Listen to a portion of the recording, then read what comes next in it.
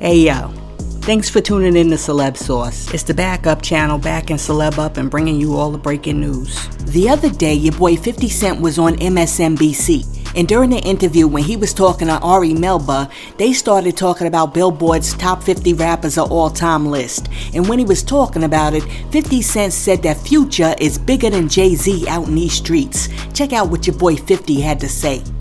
Like Future said in the streets, he's bigger than Hov.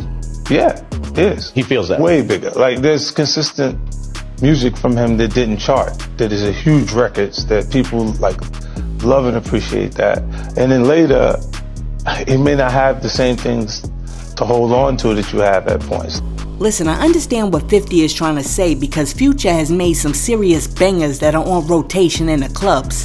However, I personally could never ever bring myself to say that Future is bigger than Jay-Z in any way, including on the streets. But I also think that a lot of it has to do with what's your definition of bigger? I mean, sure, if you walk into a club with like 18, 19, and 20-year-olds, of course, they're probably going to be playing Future before they're banging Jay-Z. But having the hottest song at the moment doesn't mean that you're bigger than the other artists. I mean, for example, everybody's in the club going crazy over Glorilla right now. As soon as that F&F comes on, I mean, they're hopping up and down. However, does that mean that she's bigger than Nicki Minaj, Cardi B, Meg Thee Stallion, and even Lil' Kim? For me, absolutely not. It simply means that she's the it girl for the moment. And you know what this reminds me of? You remember back in the day when Jimmy Cozier dropped She's All I Got? And everywhere you went, that song was playing. And I mean, it was the hit of the summer. And I mean, if you'd have sat down with 50 Cent back then, 50 would have been like, Jimmy Cozier is bigger than Michael Jackson out on these streets. Okay, yeah, Jimmy Cozier might have been bigger on that day, but overall, who's the bigger artist? Because my question is, where the heck is Jimmy Cozier now? And when it's all said and done, how does your boy Jimmy compare to Mike in the long run in these streets? Listen, I believe that many years from now when Chris Brown's aliens come down to Earth and they're researching hip-hop, they're gonna look in the sacred text of Billboard and they're gonna find that Jay-Z is a headliner while Future is a footnote. But you know what? That's my opinion, but I wanna know what you think. Is Future bigger than Jay-Z out in these streets? Let me know in the comments. Now check it out. During a recent episode of Outside with Gorilla Neems, Cannabis was talking about how much access his mentor Wyclef gave him when he first got started in the music business. And Cannabis said that when he first got started, he thought he knew more than he really knew, and that's why he missed out on making key connections with people like Jay-Z. Cannabis said that in 1997 he was chilling at Diddy's restaurant and Jay-Z approached him, and Cannabis was like, quote, he says, "Yo, Cannabis, man, I like your ish. You ready for what this game is about to do to you?" And me being young and ignorant, I said, "Hell yeah, I'm ready." End quote.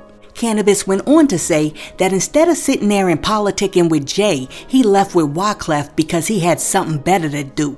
Cannabis said, quote, "I'm not realizing that this is a multi-billion-dollar enterprise and industry and that there's a chain of command involved. It's not just how good you can rap. Them triple OGs, they knew that I didn't know what the F I was doing. They knew that all I could do was rap." End quote. Cannabis went on to say, quote, "I didn't know to say, nah man, I want to be a mogul. I want to come out with my own communications company. I want to do the internet. I didn't do that. We exchanged numbers, management and all that, and I went to the studio and did Go Until November." End quote. Listen, to be fair to Cannabis, it's not like anybody knew that like Hawaiian Sophie J was ever gonna turn into like Bay J. You know, nobody knew. But on the other hand, you gotta understand that yes, the music business is a business, which is why it's called the music business. And you gotta understand that when you're first starting out in any field, you do not know everything. So when somebody who's been in the game for a minute sits down with you and they wanna politic, you need to sit there and learn as much as you can. It kills me how many kids are out here and you sit down and you try to talk to them and they act like they know it all. I know already, I already know that. You don't know jack. Here you are sitting on the tricycle just off the training wheels and you want to tell somebody who's been around the block 50 million times that you know already? Listen, learn how to sit down, shut up, and learn something. Because you don't even know what you don't know until you sit down with somebody who really knows. I mean, honestly, I had a chance to sit down with Dick Gregory once. And I mean, after sitting there and listening to that man, I realized, oh my goodness, Sauce, you don't know nothing. Honestly, he was a wealth of knowledge, and if you didn't know, now you know. And you know who could have used a little sit down with Dick Gregory? Your boy Snoop Dogg, because recently Snoop Dogg has come under fire for some wine promos that he did in Atlanta during Black History Month. So this is what happened. A whole bunch of patrons at a Kroger on Peachtree Parkway in Peachtree City, Georgia, were outraged when they walked into the store and they were greeted by a life-size cutout of Snoop showcasing his wine brand 19 Crimes, because the full-size cutout of Snoop was right next to phrases like "Dream like Martin" and "Say it loud, I'm black and I'm proud." Many of the shoppers who went into a tizzy when they saw this said it was because the overall message was a slap in the face during Black History Month. When talking about Snoop's display, Johnny Jones, a former military pilot and former president of the local NAACP, said, quote, "They really promoting alcohol. Proud of drinking wine? No, we're proud of the Tuskegee Airmen whose shoulders I stand on. We need to be thirsty for knowledge." End quote. On the other end of the spectrum, some other customers didn't seem to have a problem with the display, and one person said, quote, "I didn't think there was anything wrong with showing the display of Snoop. I mean, if you want to drink wine whether it's Black History Month or not, it shouldn't really make a difference." End quote. Following the backlash, the managers of the store immediately took down the promotion, and Kroger's released a statement that said, quote, "Kroger is committed to diversity, equity, and inclusion in all we do. Our intentions are never meant to be offensive." End quote. On the real, I'm not a fan of them merging the Snoop Doggy Dogg Crime 19 wine display with the Black History Month Martin Luther King display. That just doesn't work for me. And like I always say, there are some things that need to stay separate. I mean, the subliminal messaging there is crazy. The fact that they would even dare put the Crime 19 wine next to something that MLK said is nuts. And you gotta think about it. There's a psychology to displays. And not only that, but in psychology, studies suggest that for every one negative thing that you see or hear, it takes 12 positive things to cancel that out, right?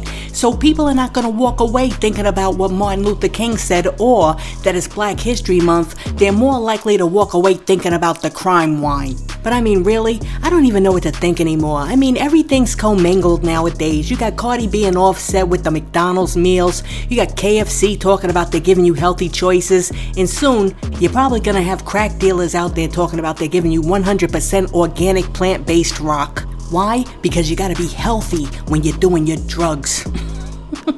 But you know what? Let me know what you think in the comments. Do you think that Snoop's display is okay? Or do you think that Snoop Dogg's Black History Month wine display was a violation? Now check it out. Little Peep, aka Gustav Elijah Ayer, passed away in 2017 following a drug overdose. And after his death, his mother sued First Class Entertainment for wrongful death, negligence, and breach of contract, claiming that the company, along with the former manager Brian Chase Ortega and tour manager Belinda Mercer, enabled her son's drug use and pushed him to perform even when he was in no shape to do so. Now, since filing her lawsuit, Little Peep's mom has been going back and forth to court with the entertainment company to find out who's gonna get control of Little Peep's music. And after almost 4 years of the back and forth, the court has finally rendered a verdict. The court decided that the family gets the music. After getting a W in the court, Little Peep's family went on his official Instagram site and wrote, quote, "Today, Gus's music came home. From this day forward, his music will be in the care of his mother and brother and no one else." The family also went on to thank everybody who supported them and said that they look forward to releasing more Little Peep's music in the future. I don't know about you guys, but I'm very glad that Little Peep's mom got her hands on that music, because I watched a documentary on that dude and his record label did him dirty. They were propping him up on stage even though he was up there doing the heroin lean. You know how people do the lean when they're on heroin, and they were trying to press this dude to perform no matter what. Instead, they should have got him some help. And I'm very glad that they will no longer be able to make money off of this dude in perpetuity. It kills me how people get so caught up with the money that they forget about the person that's making them the money. It's sad.